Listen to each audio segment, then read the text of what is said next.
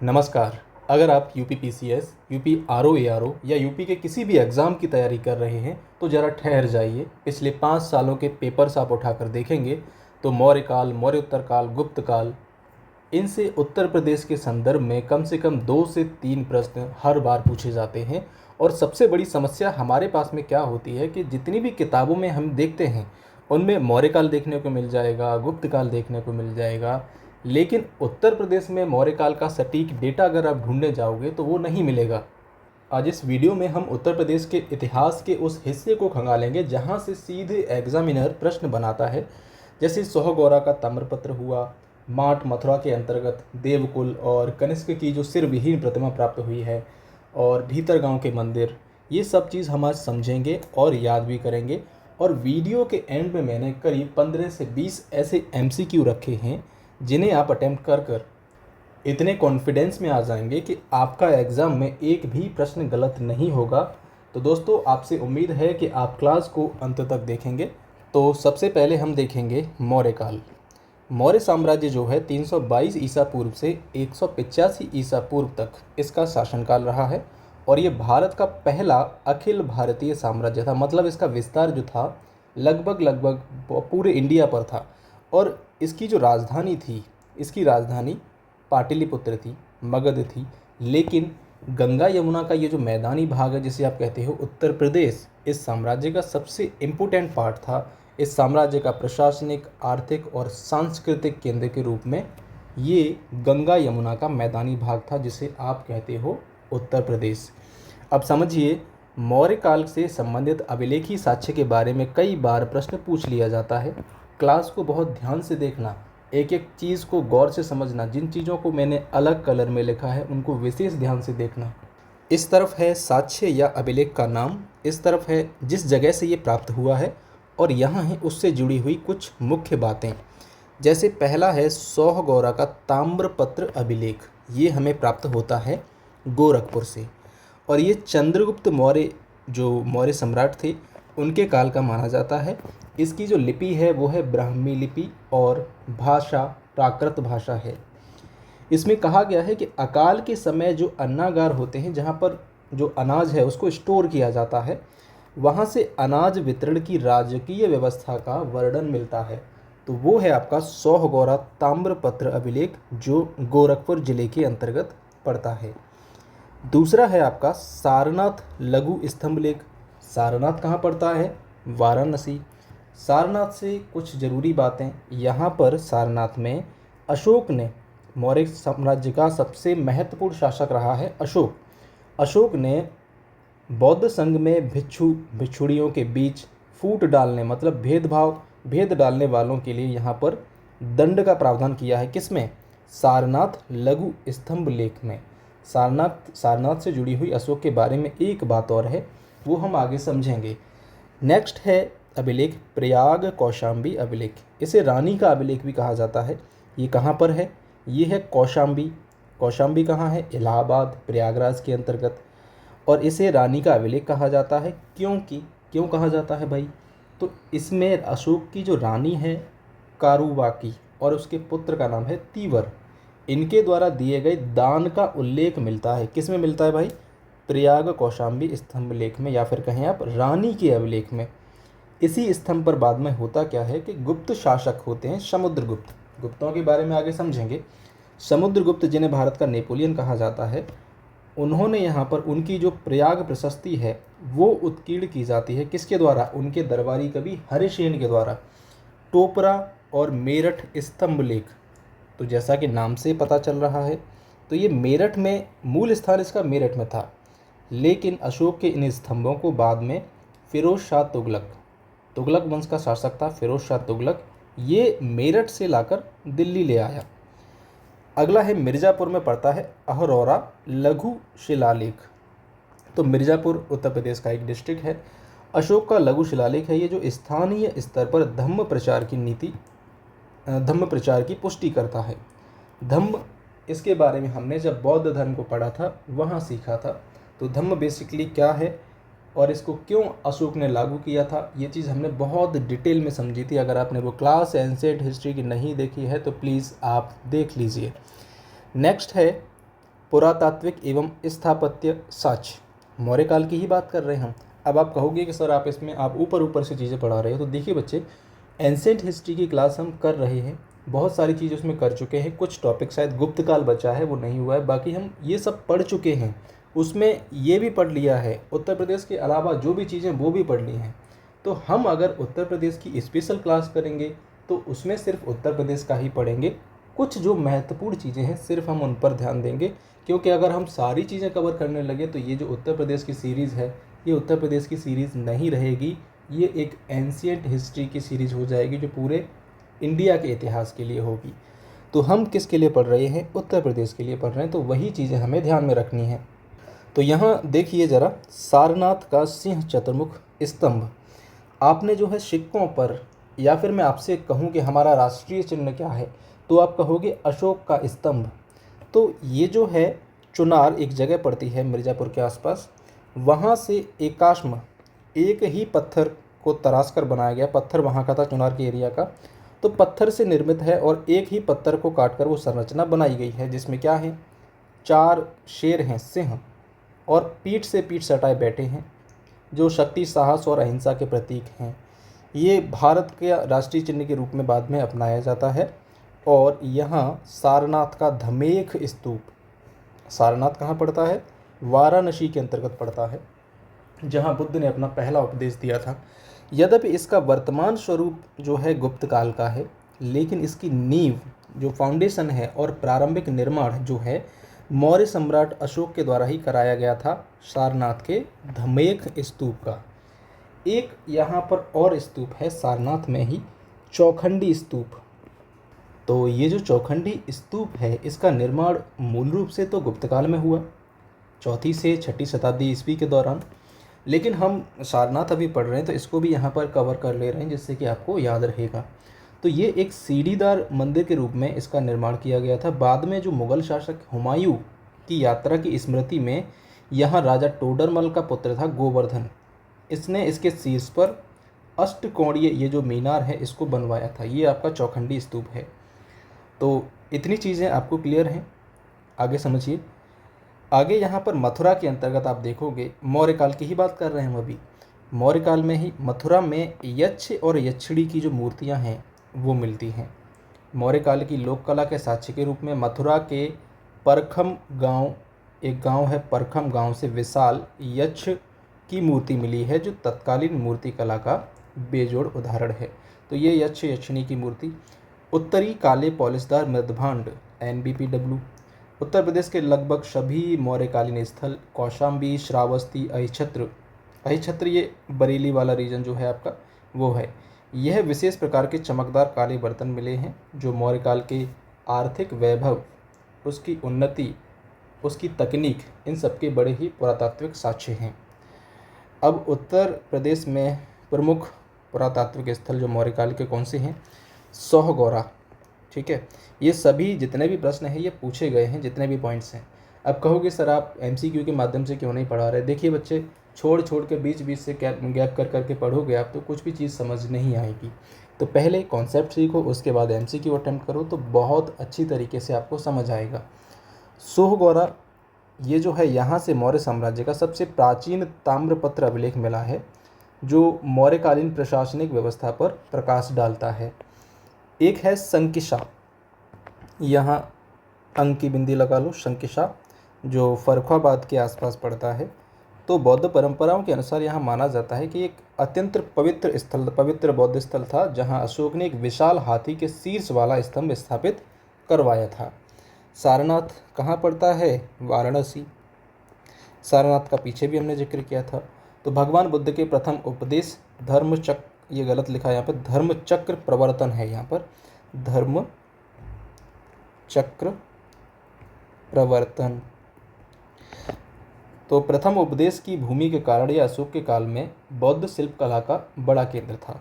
तो यहाँ पर सारनाथ के अंतर्गत अशोक के काल में कई सारे शिल्पकार हुए, उन चीज़ों के जो साक्ष्य हैं वो मिलते हैं। जैसे कि हमने देखा सारनाथ का जो अशोक स्तंभ है उसे देखा, और कुछ स्तूप देखे, चौखंडी स्तूप देखा था, और कौन सा देखा था? धमेख स्तूप देखा था। तो ये जो है सारनाथ के अंतर्गत ही हैं। मथुरा की अगर हम बात करेंगे तो मथुरा में जो है मौर्य काल में उत्तरापथ और दक्षिणापथ का मुख्य मिलन बिंदु था। यहाँ से मौर्यकालीन मूर्तियाँ और किलेबंदी के पुरातात्विक साक्ष्य मिले हैं। अब आप सोचोगे कि ये उत्तरापथ क्या है, दक्षिणापथ क्या है, तो अगर आपने एंशिएंट की क्लास नहीं की है तो आपको समझ नहीं आएंगे। अभी हमने उत्तर प्रदेश में मौर्य काल को कंप्लीट किया। अब मौर्य काल के बाद बारी किसकी आती है? मौर्योत्तर काल में। मौर्योत्तर काल में हमने देखा कि मध्य एशिया से कई सारे आक्रमणकारी यहाँ पर आए। एक तरीके से कहें कि वहाँ से वो धकेले गए और इंडिया की तरफ वो बढ़ते चले गए और इंडिया में अपना उन्होंने शासन स्थापित किया था। वो कौन थे? वो थे आपके इंडो ग्रीक, जिन्हें आप यवन कहते हो। वो थे शक शीथियन, पहलव पार्थियन, कुषाण थे। कुषाण यहाँ पर उत्तर प्रदेश में अच्छे से टिके। इन्होंने अपने साम्राज्य का विस्तार बहुत अच्छे से किया और ये जो हैं आते हैं। अब इनके बारे में हमें पढ़ना है तो सबसे पहले इंडो ग्रीक के बारे में जानते हैं। डेमेट्रियस का आक्रमण होता है 183 ईसा पूर्व के आसपास माना जाता है। तो ये इंडो ग्रीक राजा डेमेट्रियस है। ऐसा कहा जाता है कि ये जो है साकेत अयोध्या को कहा जाता है, अयोध्या तक ये आ चुका था आक्रमण करते हुए। और इसका उल्लेख मिलता है हमें पतंजलि की एक कृति है महाभाष्य। महाभाष्य पतंजलि की कृति है, यहाँ पर इसका उल्लेख मिलता है। उसमें कहा है उन्होंने अरुणद यवनः साकेतम, अर्थात यवनों ने साकेत को घेर लिया। अगला इनका एक शासक है, प्रसिद्ध शासक है मिनांडर, मिलिंद। बौद्ध ग्रंथ है मिलिंद पन्नो। मिलिंद पन्नो के अनुसार मिनांडर का प्रभाव उत्तर प्रदेश के क्षेत्रों तक था। मिलिंद पन्नो के बारे में हमने एंशिएंट में पढ़ा था। तो मिलिंद पन्नो के अंतर्गत, मिलिंद पन्नो एक ग्रंथ है जिसमें जो मिलिंद है शासक वो और एक बौद्ध दार्शनिक हैं नागार्जुन, उनके बीच में जो वाद विवाद है, संवाद है, उसका इसमें जिक्र है। उत्तर प्रदेश के फतेहपुर जिले से इंडो ग्रीक राजाओं के सिक्कों का एक बड़ा भंडार मिला है। कौशाम्बी से भी मिनांडर के सिक्के प्राप्त हुए हैं। तो जब यहाँ से सिक्के प्राप्त हुए हैं तो ये क्या कह रहा है कि उनके ये जो एरिया है इस क्षेत्र पर उनके व्यापारिक और राजनीतिक प्रभाव को ये चीज़ दर्शाती है कि वहाँ पर इनके सिक्के हैं, तो कहीं ना कहीं वहाँ पर इनका प्रभाव भी रहा होगा। मथुरा की बात करें तो मथुरा से यवन काल के शुरुआती अभिलेख और सिक्के मिलते हैं। लेकिन मथुरा आप देखोगे, मथुरा जो है बहुत उत्तम, जो कहेंगे चरम उत्कर्ष जो होता है मथुरा का, वो होता है कुषाण काल में। आप देखोगे अभी इंडो ग्रीक शासकों के बाद मध्य एशिया से आए शासकों में एक थे आपके शक। कौन थे? शक। तो शक इंडिया में आए और शकों की 5 शाखाएं थीं। अफ़गानिस्तान में भी इनकी शाखा थी, वैसे ही मथुरा में इनकी शाखा थी। और मथुरा में जो शाखा थी, दरअसल ये खुद को क्षत्रप कहते थे। तो यहाँ जो मथुरा के क्षत्रप थे वो खुद को महाक्षत्रप कहते थे। पहली शताब्दी ईसा पूर्व में शकों ने मथुरा से, मालव शासक थे वहाँ पर पहले, तो मालव शासकों को हटाकर अपना अधिकार वहाँ जमाया। अब प्रमुख शक राजा की बात करें तो राजवुल, ये पहला प्रसिद्ध महाक्षत्रप था। उसके बाद उसका पुत्र आता है सोडास। कौन सा आता है? सोडास, पीने वाला सोडा नहीं, सोडास मथुरा का शासक बनता है। अब कुछ ऐतिहासिक साक्ष्य समझिए ज़रा शकों से संबंधित मथुरा में। तो मथुरा सिंह शीर्ष, तो ये बलुआ पत्थर से बना एक शेर के आकार वाला स्तंभ है जिस पर खरोष्ठी लिपि में लेख उत्कीर्ण है। और इससे क्या पता चलता है कि शक शासकों ने मथुरा में बौद्ध स्तूपों और विहारों को दान दिया था। मथुरा में ही है एक मोरा कुआं अभिलेख। सोडास के काल में इस अभिलेख से उत्तर प्रदेश में भागवत धर्म वैष्णव संप्रदाय के शुरुआती साक्ष्य मिलते हैं, जिसमें पंचवर्ष्ण तीरों, कृष्ण, बलराम आदि इनकी मूर्तियों की स्थापना का उल्लेख मिलता है। अब शकों के बाद में उत्तर पश्चिमी भारत पर पहलव या पार्थियन जिसे कहा जाता है, इन्होंने कंट्रोल किया। इनका मूल निवास स्थान कहाँ था? पर्शिया, जिसे क्या कहा जाता है? ईरान में था। उत्तर प्रदेश में भी इनका प्रभाव देखने को मिलता है। इनका सबसे प्रसिद्ध शासक हुआ है गोंडोफर्नीस। गोंडोफर्नीस, हालांकि अगर हम देखें तो इनका जो केंद्र रहा है वो पंजाब, तक्षशिला, ये वाला एरिया रहा। लेकिन इनके सिक्के देखोगे आप, इनकी व्यापारिक गतिविधियां देखोगे तो उत्तर प्रदेश के मथुरा तक भी होती थीं। अब इसके साक्ष्य क्या हैं? तो मथुरा से इनके कुछ सिक्के प्राप्त हुए हैं, कुछ कलाकृतियाँ प्राप्त हुई हैं, जहाँ पर इनका प्रभाव जो है स्पष्ट रूप से दिखाई देता है। और बाद में होता क्या है कि कुषाण इनको पराजित कर देते हैं और अब आ जाएंगे कुषाण। तो कुषाण साम्राज्य, तो उत्तर प्रदेश का यहाँ पर जो है एक तरीके से चरम उत्कर्ष की स्थिति में आ जाता है। कुषाण चीन के यूची कबीले से संबंधित थे। यूची कबीला, इनके बारे में डिटेल से समझा था हमने एंशियंट पढ़ते समय। इन्होंने उत्तर प्रदेश को अपनी राजनीतिक और सांस्कृतिक शक्ति का मुख्य केंद्र बनाया। कुजल कडफिसेस और विम कडफिसेस ये राजा हैं, शासक हैं। विम कडफिसेस पहला कुषाण राजा था जिसने बड़े पैमाने पर सोने के सिक्के जारी किए। कई बार ये प्रश्न पूछा गया है, बहुत ही इम्पोर्टेंट है। बड़े पैमाने पर सोने के सिक्के जारी किए विम कडफिसेस ने, और ये ऐसा करने वाला पहला कुषाण राजा था। उत्तर प्रदेश के मथुरा और कौशाम्बी से विम कडफिसेस के तांबे और सोने के सिक्के भारी मात्रा में मिले हैं। अब इसी कुषाण साम्राज्य का एक प्रसिद्ध, जो सबसे प्रसिद्ध शासक हुआ है वो है कनिष्क। कनिष्क के टाइम पर आपने देखा होगा, जब हमने बौद्ध पढ़ा तो चौथी बौद्ध संगीति हुई थी। कहाँ पर हुई थी, ध्यान कर लीजिए, उसको कमेंट में बता दीजिए।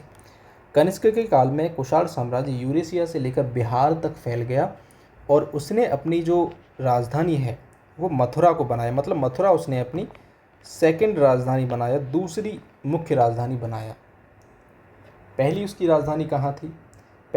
राजधानी कहाँ थी, ये चीज़ भी आपको बतानी है। अगला समझिए, उत्तर प्रदेश का प्राचीन इतिहास में ही हम अब कुषाणों में ही देखेंगे कि माठ, मथुरा के पास में जगह पड़ती है माठ, वहाँ से देवकुल मिलता है। क्या मिलता है, देवकुल।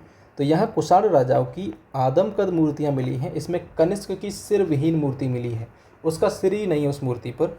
मैं आगे यहाँ पर दिखाऊंगा, इसमें ऐड तो किया था हमने, थंबनेल में आपने देखा होगा, उसमें लगा है वो मूर्ति।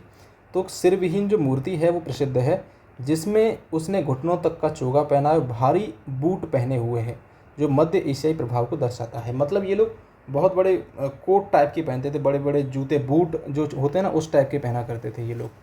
सारनाथ बौद्ध अभिलेख, तो ये सारनाथ से प्राप्त हुआ है। यहाँ पर भिक्षु है बाल, इनके द्वारा स्थापित बुद्ध की जो मूर्ति है उस पर कनिष्क के राज्यारोहण के तीसरे वर्ष का लेख अंकित है। तो इससे क्या प्रमाणित होता है कि पूर्वी उत्तर प्रदेश कुषाण साम्राज्य के डायरेक्ट कंट्रोल में था। मथुरा कला शैली की बात करोगे तो मथुरा कला शैली, जैसा कि नाम से स्पष्ट है कि ये मथुरा से ही संबंधित होगी। और मथुरा कला शैली में बुद्ध की पहली मानव रूपी प्रतिमा जो बनाई गई थी वो इसी शैली में बनाई गई थी।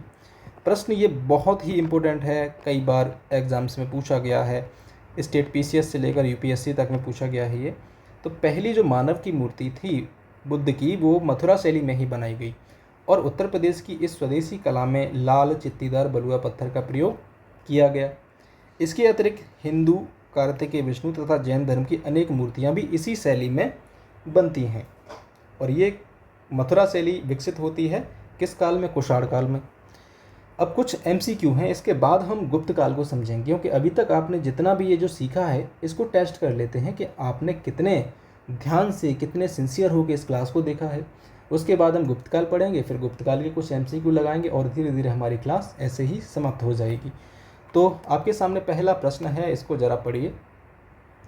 पहला प्रश्न है, कह रहा है कि उत्तर प्रदेश के किस स्थान से मौर्य काल का सबसे प्राचीन ताम्रपत्र अभिलेख प्राप्त हुआ है जो अकाल के समय राजकीय सहायता का उल्लेख करता है। एक बार ध्यान से प्रश्न को देखिए। तो मैंने बताया था कि सोहगोरा जो अभिलेख है ब्राह्मी लिपि और प्राकृत भाषा में जो था, वो चंद्रगुप्त मौर्य के काल में जो अकाल पड़ा है उसका वर्णन यहाँ मिलता है। और यहाँ पर अन्नागारों की बात की गई थी कि अन्नागारों से अनाज का राजकीय वितरण किया जाता था। तो सोहगोरा अभिलेख जो है ये वर्णन करता है। अगला प्रश्न है दूसरा, अशोक के किस अभिलेख को रानी का अभिलेख भी कहा जाता है। तो जाहिर सी बात है आपको आगे और नहीं पढ़ना चाहिए। आगे लिख भी दिया यहाँ पर, देखिए, जो वर्तमान में उत्तर प्रदेश के प्रयागराज किले में सुरक्षित है। तो ये दो चीज़ पता चल गई हमको कि प्रयागराज में है और इसका नाम रानी का अभिलेख है। तो ये जो है इसका ऑप्शन होगा सी, कौशाम्बी स्तंभ लेख। कौशाम्बी स्तंभ लेख मैंने क्या बताया कि अशोक की जो रानी थी करुवाकी और उसका पुत्र तीवर, इसने बौद्ध संघ में दान दिया था, उसका उल्लेख यहाँ मिलता है। तीसरा है बौद्ध संघ में संघ भेद फूट डालने को रोकने के लिए अशोक का जो दंड संबंधी आदेश है वो किस स्थान से, किस अभिलेख में प्राप्त होता है हमें। तीसरे प्रश्न का सही जवाब है सारनाथ। सारनाथ से उसका एक लघु स्तंभ लेख प्राप्त होता है जहाँ पर उसने ये निर्देश दिया था। अगला है मौर्य काल में चुनार, जो मिर्ज़ापुर उत्तर प्रदेश में पड़ता है, का ऐतिहासिक रूप से सबसे महत्वपूर्ण योगदान क्या है। तो यहाँ से एकात्मक स्तंभों के लिए बलुआ पत्थर निकाला जाता था।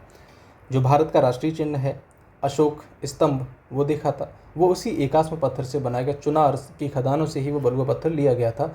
सारनाथ का सिंह स्तंभ जिसे कहा जाता है, तो इसी जगह के पत्थरों से बना था वो, और ये एकात्म पत्थर था। पांचवा प्रश्न है प्रसिद्ध व्याकरणाचार्य पतंजलि, पतंजलि की कृति का नाम है महाभाष्य, जिन्होंने पुष्यमित्र शुंग के 2 अश्वमेध यज्ञों का संपादन कराया था। अब देखिए एक्स्ट्रा डिटेल भी दे दी है। उत्तर प्रदेश के किस प्राचीन क्षेत्र के निवासी माने जाते हैं। तो पूछ रहे हैं कि पतंजलि भैया कहाँ के रहने वाले थे।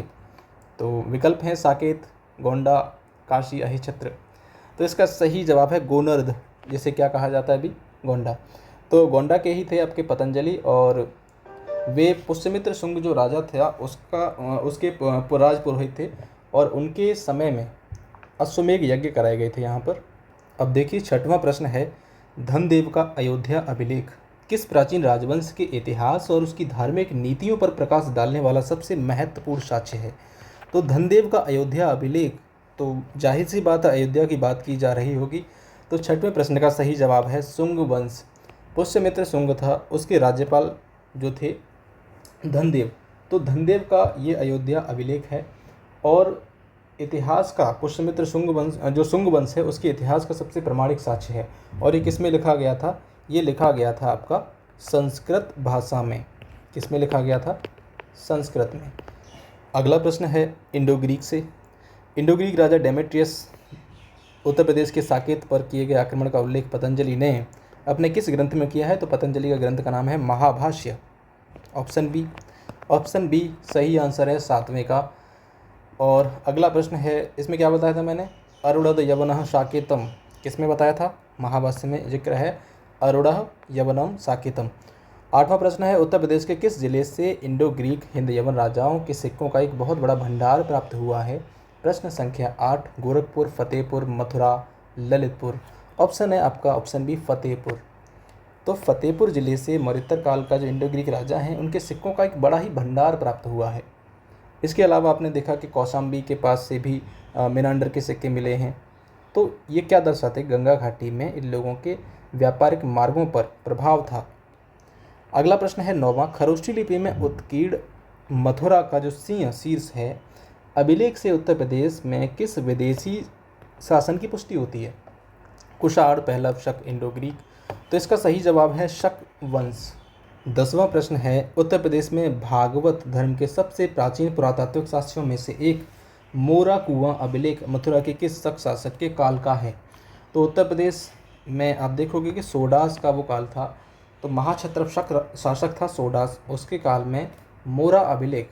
तो मोरा अभिलेख जो है वैष्णव धर्म का इतिहास बताता है। इस अभिलेख से हमें पता चलता है कि मौर्योत्तर काल में मथुरा में पंचवृषणी, क्या बताया था मैंने आपको, पंचवृषणी वीरों का उल्लेख मिलता है। भगवान कृष्ण, बलराम, प्रद्युम्न, सांब्य, अनिरुद्ध, इनका जो है क्या मिलता है, उल्लेख मिलता है।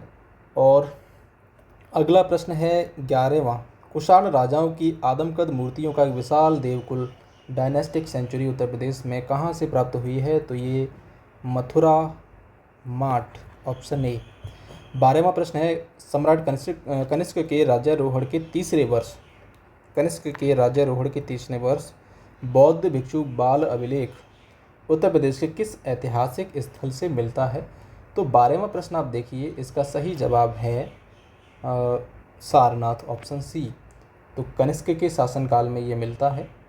कनिष्क के राज्यारोहण के तीसरे वर्ष की बात की जा रही है यहाँ पर, तो 81 ईस्वी की बात की जा रही है यहाँ। 13वां प्रश्न है मौर्योत्तर काल में उत्तर प्रदेश का कौन सा नगर उत्तरापथ और दक्षिणापथ जैसे प्रमुख व्यापारिक मार्गों का मिलन बिंदु था। इसका सही जवाब है मथुरा। मूर्तिकला की मथुरा शैली के संदर्भ में निम्नलिखित में से कौन सा कथन सत्य है? तो यहाँ देखिए, इसमें मुख्य रूप से गांधार के भूरे शिष्ट पत्थर का प्रयोग किया जाता था। ये गलत है भाई, 14 का ई। और इस शैली में केवल बौद्ध धर्म से संबंधित मूर्तियाँ बनाई गई, नहीं बौद्ध नहीं, जैन की भी बनाई गई। इसमें चुनार के लाल चित्तीदार बलुआ पत्थर का उपयोग हुआ। एक तो चुनार हमने पढ़ा था मिर्ज़ापुर के आसपास, लाल चित्तीदार बलुआ पत्थर का प्रयोग हुआ, सही बात है। और मानव रूपी बुद्ध की पहली मूर्तियाँ यहाँ बनी, बहुत सही, ऑप्शन सी। यह पूरी तरह से एक विदेशी ग्रीक कला थी, नहीं भाई विदेशी नहीं थी। 14 में का सी।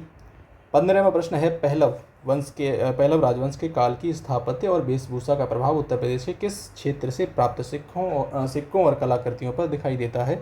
15वें प्रश्न का जवाब क्या है?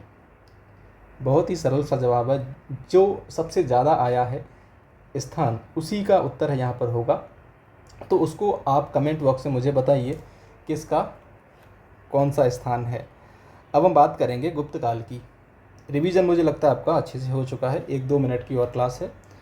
गुप्त काल का टाइम है 319 ईस्वी से 550 ईस्वी के बीच में। भारतीय इतिहास का इसे स्वर्ण युग कहा जाता है।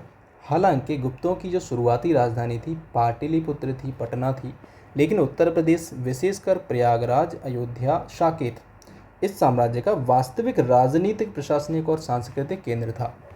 इतिहासकार मानते हैं कि गुप्त शासक मूल रूप से उत्तर प्रदेश कौशाम्बी वाले इलाके के ही रहने वाले थे। चंद्रगुप्त प्रथम, इन्होंने क्या किया था? गुप्त संवत की शुरुआत की थी। इनका विवाह लिच्छवी की राजकुमारी कुमार देवी से हुआ था।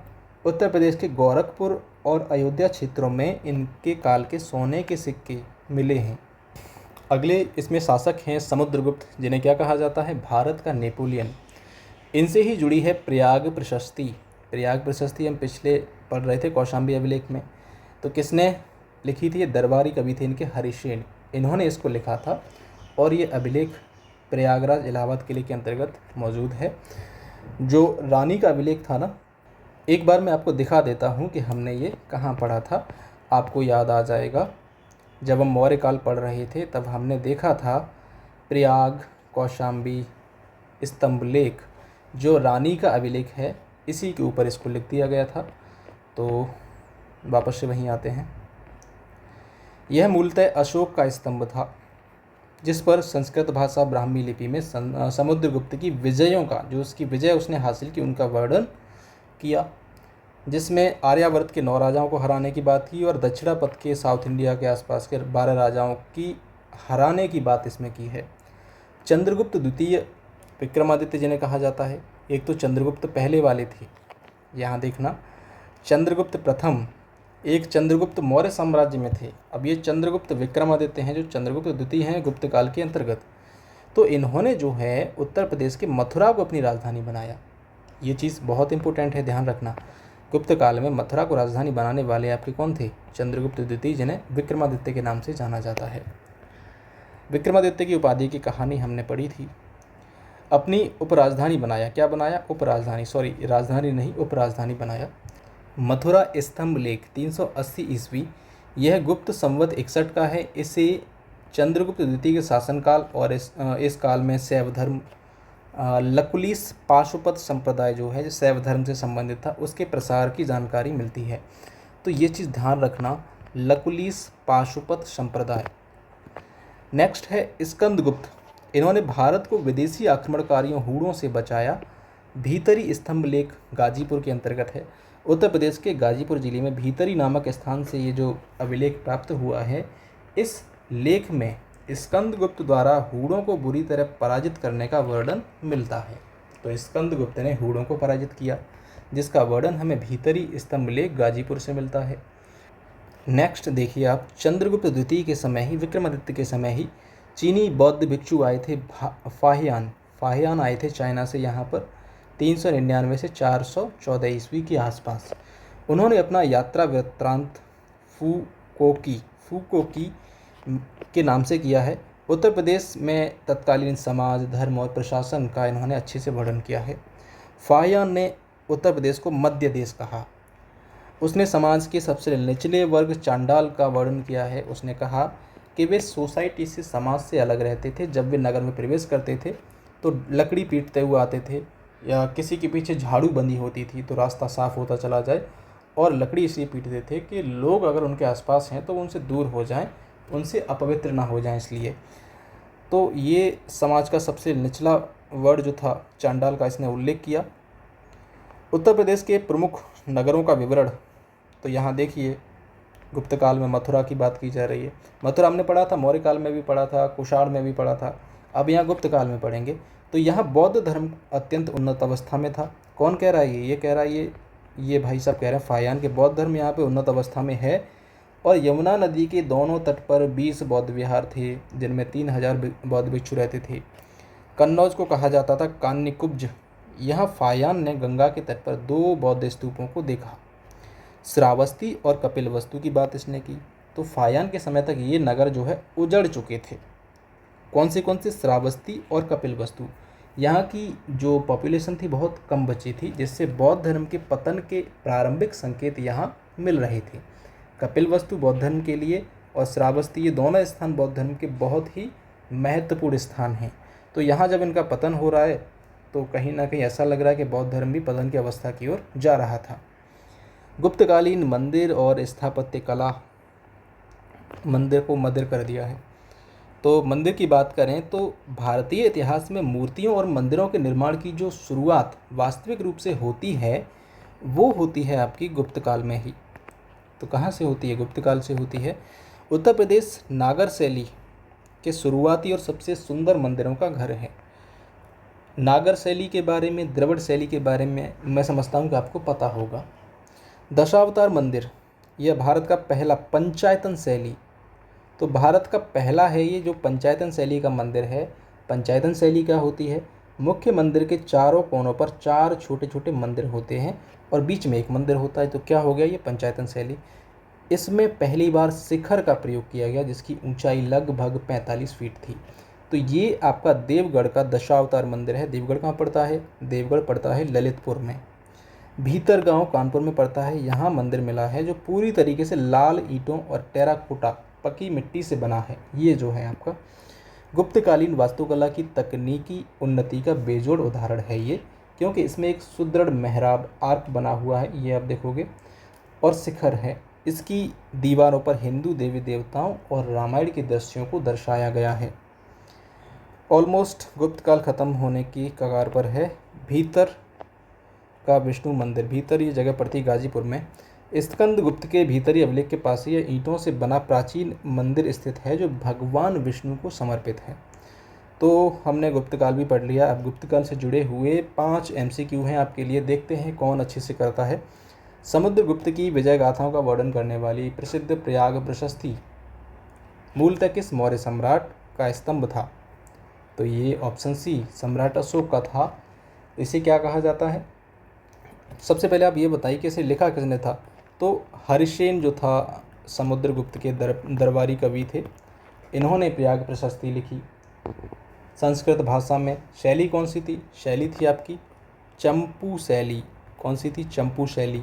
हंसने की बात नहीं है, अच्छा शब्द है चंपू शैली। और ब्राह्मी लिपि में इन्होंने लिखी थी। भाषा कौन सी थी? संस्कृत, जिसमें समुद्रगुप्त की विजयों का वर्णन था। अगला प्रश्न है, उत्तर प्रदेश के गाजीपुर में स्थित भीतरी स्तंभलेख किस गुप्त शासक द्वारा क्रूर हूणों को पराजित करने का ऐतिहासिक साक्ष्य देता है? तो स्कंदगुप्त सही उत्तर है। प्रसिद्ध चीनी बौद्ध भिक्षु फायान ने चंद्रगुप्त द्वितीय के शासनकाल के दौरान उत्तर प्रदेश के किस नगर को अपनी आंखों से उजड़ा हुआ और बहुत कम आबादी वाला देखा? तो मैंने आपको 2 स्थान बताए थे। कौन से? श्रावस्ती और कपिलवस्तु, अभी हाल ही में मैंने बताया। तो ये जो है उस समय तक फायान के टाइम तक उजड़ने लगे थे, खंडर होने लगे थे। तो इससे क्या आइडिया लगाया था हमने कि बौद्ध धर्म जो है अपने पतन की अवस्था में आने लगा था, मतलब क्षेत्रीय रूप से तो पतन उसका होने लगा था। भारत में पंचायतन शैली और शिखर का पहला प्रारंभिक उदाहरण माना जाने वाला प्रसिद्ध दशावतार मंदिर कहाँ पर है? देवगढ़ ललितपुर में है। कहाँ पर है? ललितपुर में है।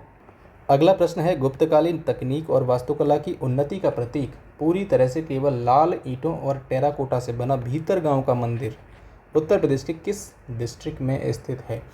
इस प्रश्न का आप लोग जवाब देंगे मुझे कमेंट बॉक्स में, जिससे कि मैं भी समझूंगा कि आपने ये क्लास लास्ट तक देखी है अच्छे से समझी है, सीखी है और सारे MCQ आपने अटेम्प्ट किए हैं, आप एक सिंसियर स्टूडेंट हैं, आप सफलता को पाना चाहते हैं, तो मुझे भी पता चलेगा कि हाँ, आप लोगों ने क्लास को अंत तक देखा है।